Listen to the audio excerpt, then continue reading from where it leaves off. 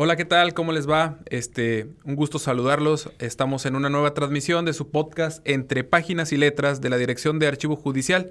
Y en esta ocasión tendremos como tema Pasajes de la Justicia. Y para ello nos acompaña el doctor Pablo Mijangos y González. Gracias por aceptar la invitación y estar en este programa, doctor. Bienvenido. Gracias a ustedes. Gracias. Soy Alfredo Ríos, director de Archivo Judicial, y estaré acompañándolos el día de hoy como conductor. Es un gusto tener a tan destacado jurista en nuestro podcast, el doctor Mijangos. Él es licenciado en Derecho por el Instituto Tecnológico Autónomo de México, maestro y doctor en Historia por la Universidad de Texas en Austin. Durante 14 años, él fue profesor investigador de la División de Historia del Centro de Investigación y Docencia Económica, del cual también fue su director. Desde agosto del año 2023, ocupa la cátedra Edmund and Louis Kahn en el Departamento de Historia de la Universidad Metodista del Sur en Estados Unidos.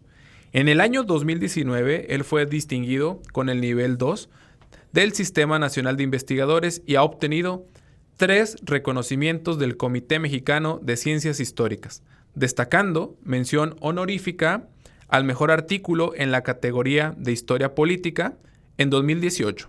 Sus principales líneas de investigación son la historia de la respuesta eclesiástica a las revoluciones liberales del siglo XIX, la historia del derecho y la historia comparada de México-Estados Unidos, coordinador de varias obras colectivas y autor de diversos libros, destacando El nuevo pasado jurídico mexicano y la historia mínima de la Suprema Corte de Justicia de México.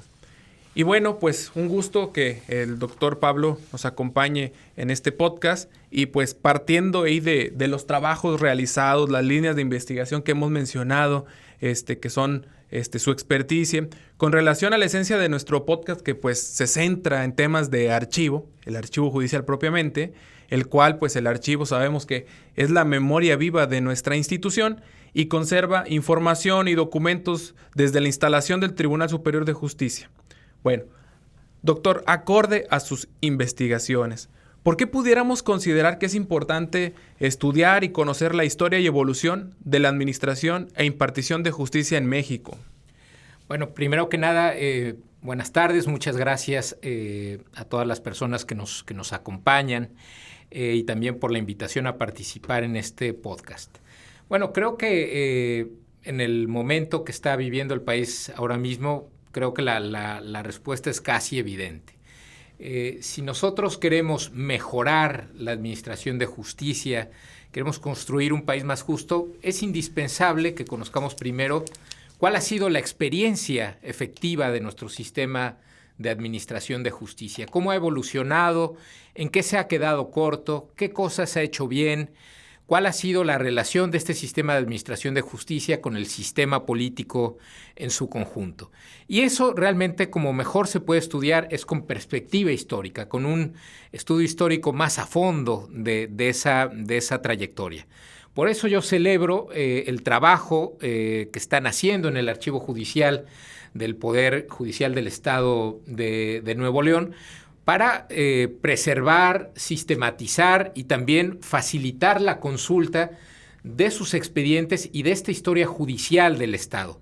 Yo creo que si no somos capaces de visualizar la importancia de la administración de justicia en la política, la sociedad, la economía, la cultura, nos estamos perdiendo de un trozo muy importante de la comprensión del pasado. Perfecto, doctor. Bueno, no, pues muchísimas gracias por sus aportaciones. Y bueno, me gustaría preguntarle si nos pudiera mencionar sobre algunos antecedentes que originaron y dieron vida a la Suprema Corte de Justicia de la Nación una vez consumada la independencia de nuestro país. ¿Qué tenemos sobre estos antecedentes de la Corte? Bueno, en el caso de la Corte en específico, creo que lo que tenemos que fijarnos es el momento en el que nace nuestra república y también nuestro sistema de administración de justicia.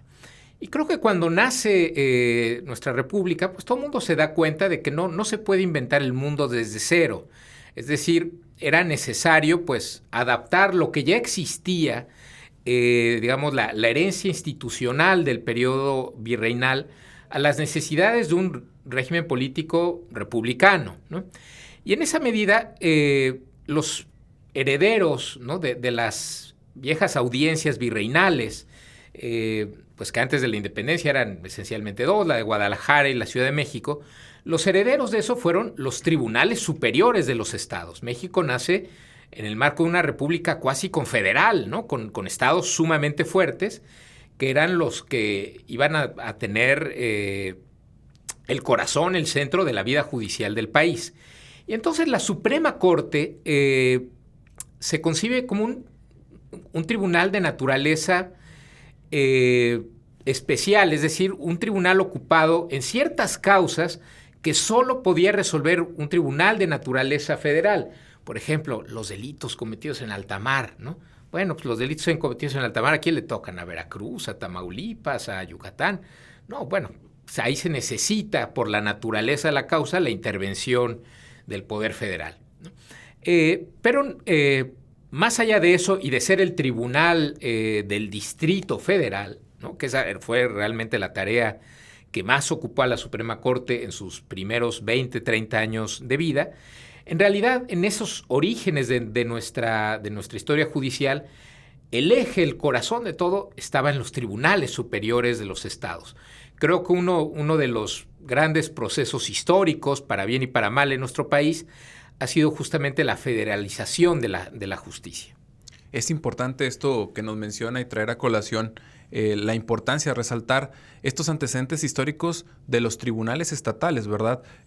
Sabemos que estos antecedentes datan de la época virreinal y bueno, si pudiéramos dividir en bloques, en etapas, considerando los diversos momentos históricos que han marcado la evolución de la impartición de justicia, ¿cuáles son las etapas o las eras que han marcado a la impartición de justicia en nuestro país que nos pudiera usted describir? Pues mira, depende mucho del criterio que uno utilice para, pues, cortar en trocitos el pasado, ¿no?, para organizar el pasado. Digo, por ejemplo, en el caso de la justicia federal, ha, digamos, estructurado su pasado, su evolución, conforme a las llamadas épocas del semanario judicial de la Federación. Así es. Que es, digamos, un criterio que tiene cierta relevancia por razones jurídicas, ¿no? Pero no necesariamente es indicativo o es idóneo en términos históricos. Si uno toma en cuenta los grandes cambios en un régimen político, en el régimen político que ha predominado en el país, entonces tal vez podríamos encontrar como distintos grandes momentos, ¿no? Yo creo que hay un primer momento, ¿no?, que va del nacimiento de la República a la Reforma Liberal, un momento marcado, pues, por una enorme experimentación constitucional, por un protagonismo muy fuerte de los estados, de los poderes locales, pero que entra en un momento de crisis, pues, con la guerra México-Estados Unidos, la crisis política nacional después de la guerra, y que desemboca, pues, en una guerra civil, la guerra civil más importante del siglo XIX, la guerra de 3 años, continuada, ¿no?, con la intervención francesa y el Segundo Imperio. Uno de los resultados de la reforma, yo creo que el más importante, es la consolidación de un Estado nacional, ¿no? Y entonces ahí entra una segunda etapa histórica que podríamos datar de 1867 hasta 1910, 1913, marcada por un Estado liberal, ¿no?, bajo la Constitución de 1857, en el cual en teoría todavía prevalecía un cierto equilibrio entre la justicia local y la justicia federal. Pero uno de los procesos interesantes que vemos en ese periodo es justamente cómo la justicia se va federalizando a causa del amparo judicial. Viene después otro gran quiebre, que es la Revolución Mexicana, ¿no? Pues un conflicto político mayúsculo, que además desemboca con una serie de reformas constitucionales en materia económica y social, pues que tienen una trascendencia enorme, ¿no?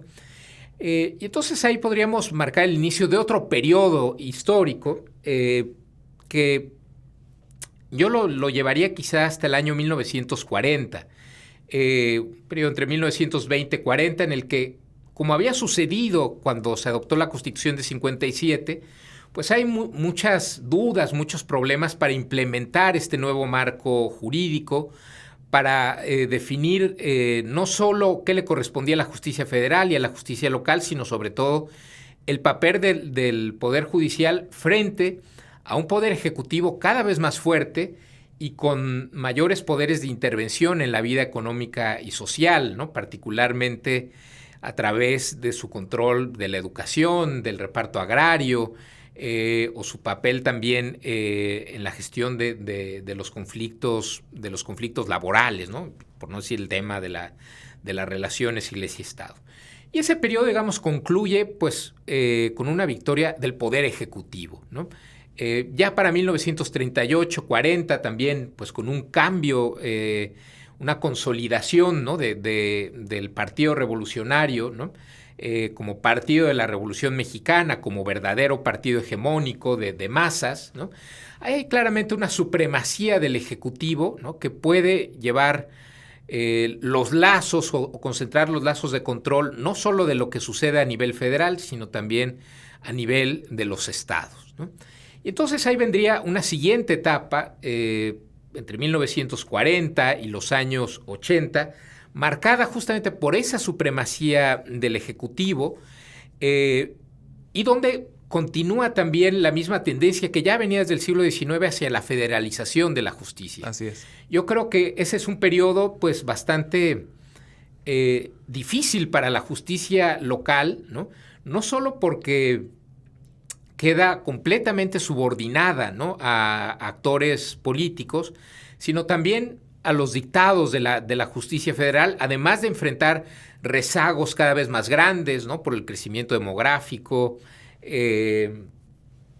la cada vez mayor complejización de nuestra sociedad.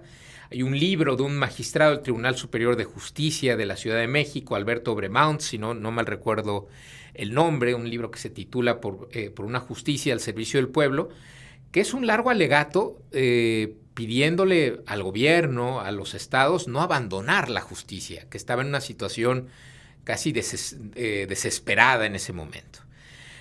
Otro cambio viene ya en los años 80 con el colapso paulatino de ese régimen de partido hegemónico y también de un Estado interventor, ¿no? en la economía, que se vuelve imposible a raíz de la crisis del Estado mexicano.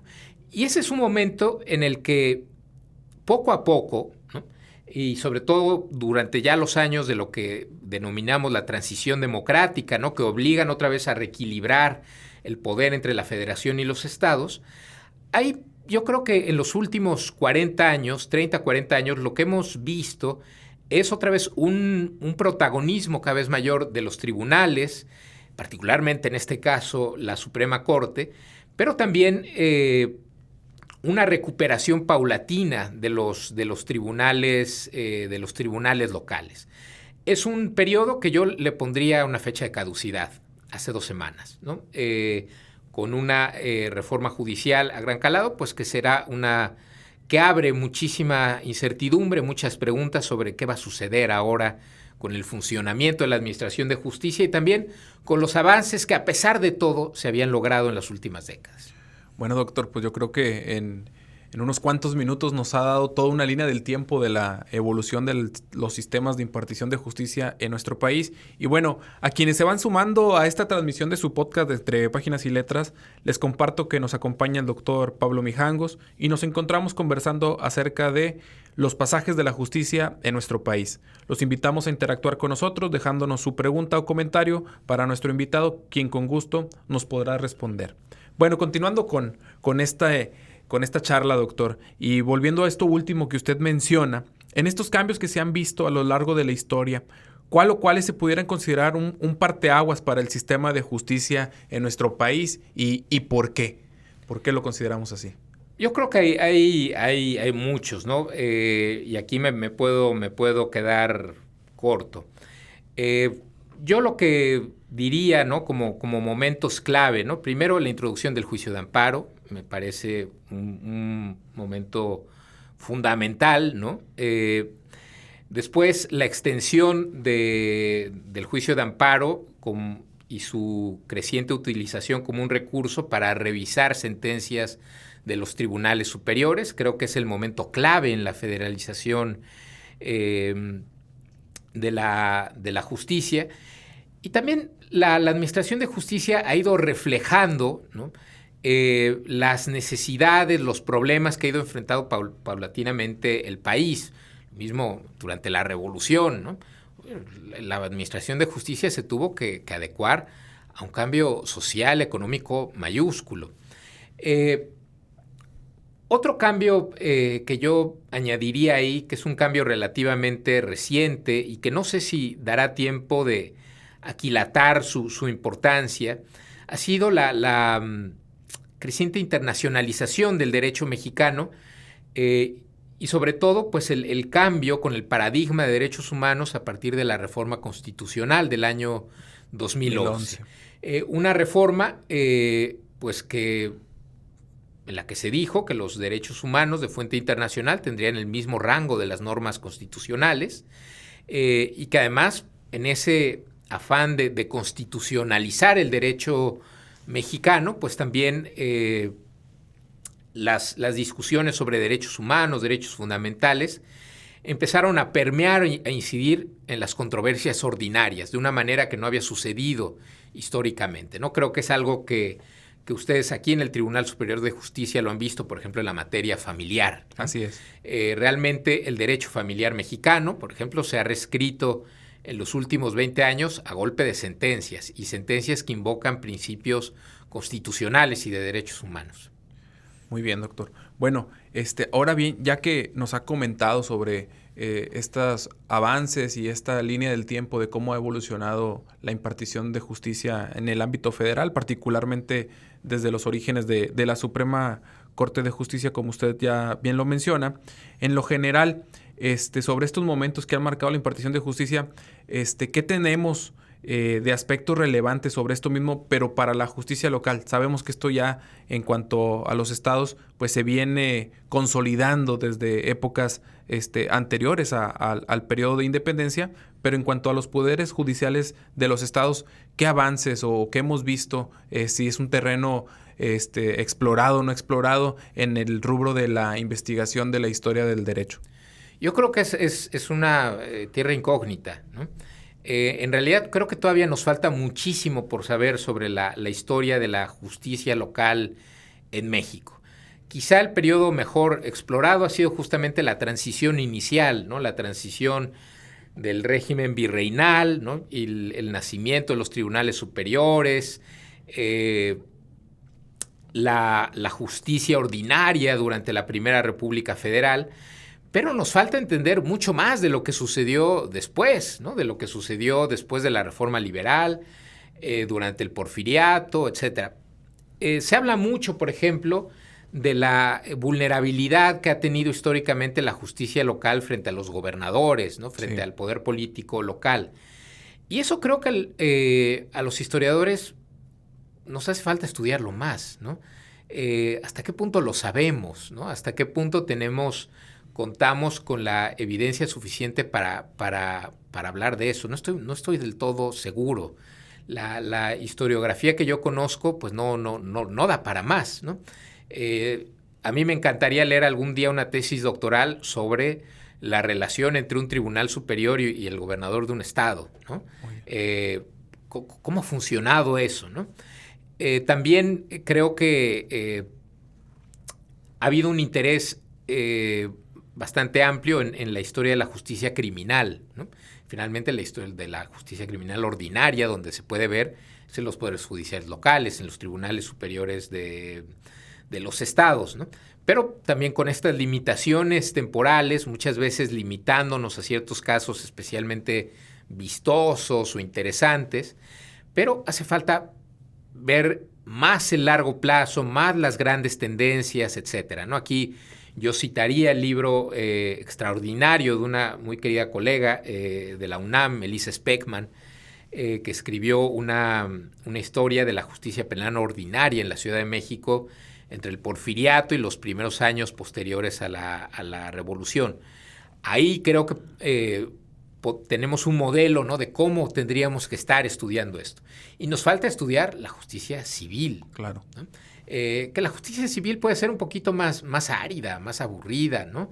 No tiene la vistosidad de la justicia penal, pero que es importantísima para entender cómo ha evolucionado una sociedad, cómo ha evolucionado el régimen de propiedad, por ejemplo, ¿no?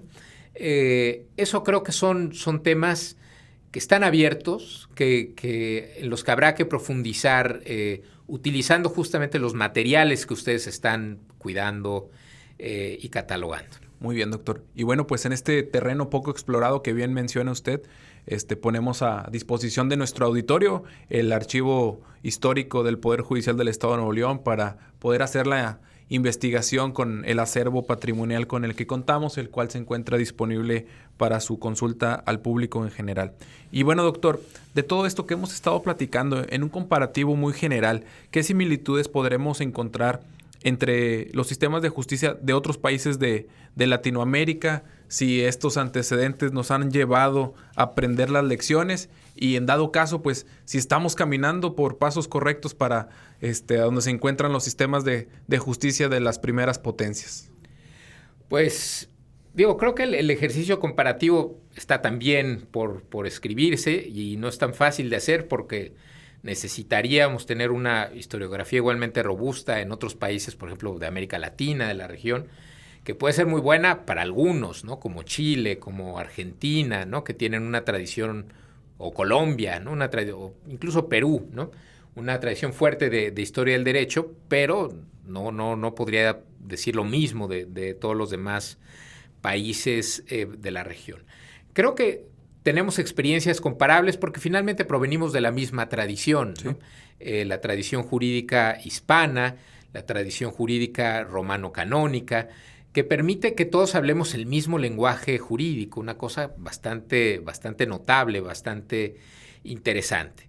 Y también compartimos, creo que, historias paralelas en el sentido de que en todos estos países, en distintos momentos de su historia, ha habido esfuerzos, ¿no?, para someter la justicia al poder político, a dictaduras militares, a regímenes caudillistas. Creo que ahí tenemos mucho que ver. Hasta hace algunas semanas yo hubiera dicho, ¿no?, que México iba justamente por una senda de mejoramiento gradual, ¿no?, pero firme de nuestra administración de justicia, ¿no?, una administración de justicia más profesional, más consciente de su independencia, de la defensa de los derechos humanos, ¿no?, pero sobre todo más profesional. Ya no estoy tan seguro que de aquí a un año voy a poder decir exactamente lo mismo, ¿no?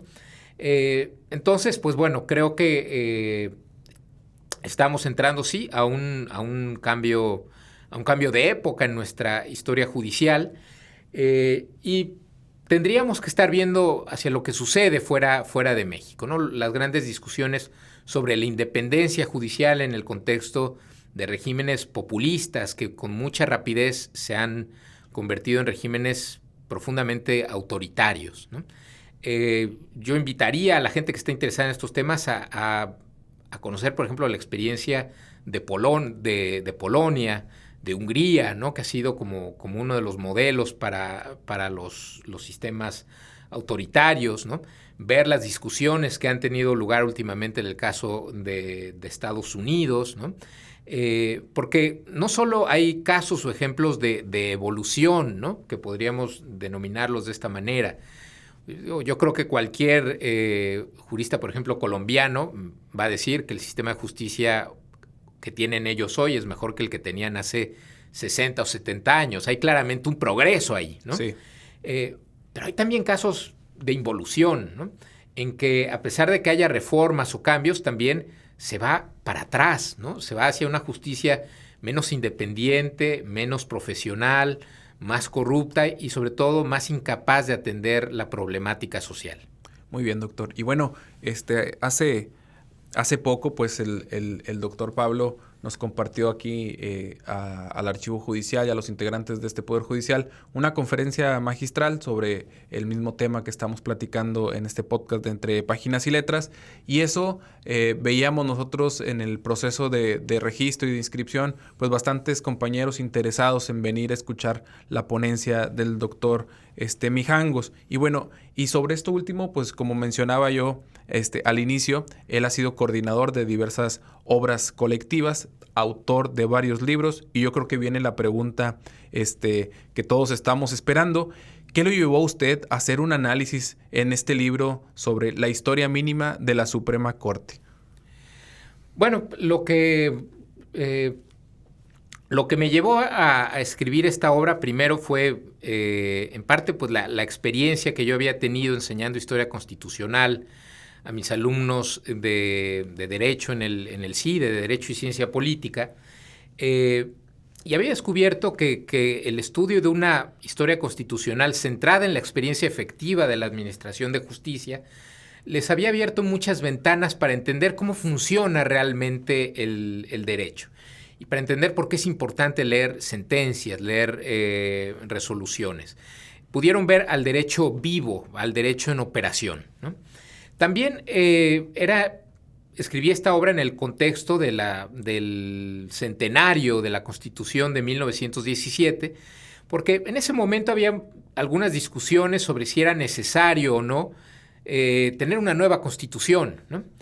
Y a mí me parecía que era una discusión un poco bizantina si no sabíamos antes qué Constitución habíamos tenido, cuál había sido nuestra experiencia constitucional efectiva.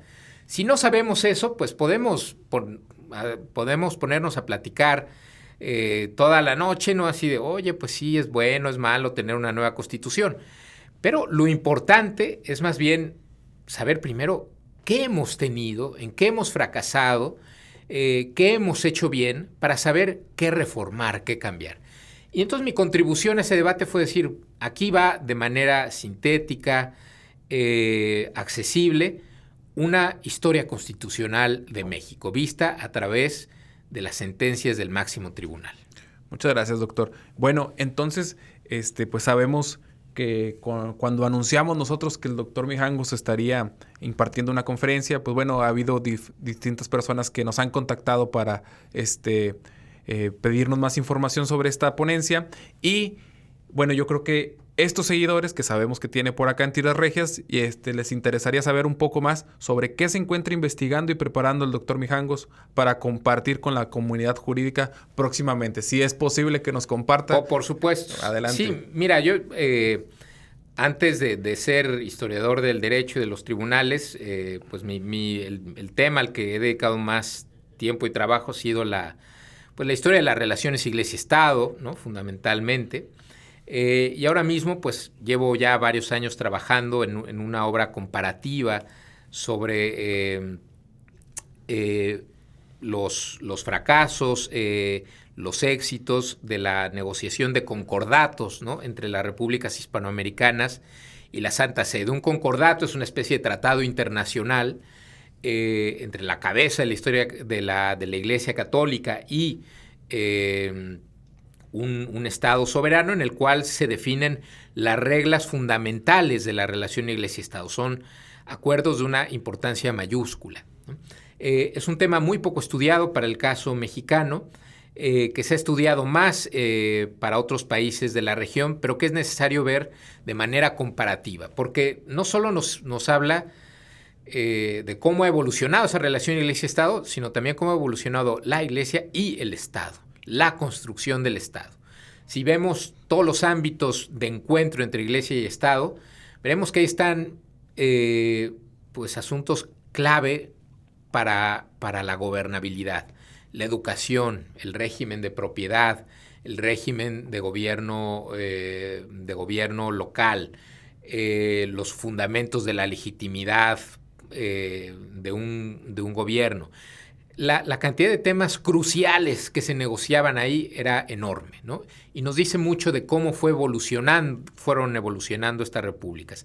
Ese es como el proyecto grande en el que llevo trabajando ya algunos años. Muchas gracias, doctor, por compartirnos esta pues premisa de las de los trabajos de investigación que se encuentra realizando. Y bueno, estamos ya por concluir nuestro programa, se nos agotan los minutos, pero antes de despedirnos, quiero invitarlos a que nos sigan en nuestras redes sociales, las cuales pondremos en el chat de esta emisión. Asimismo, se encuentran en una cintilla que está pasando durante la transmisión.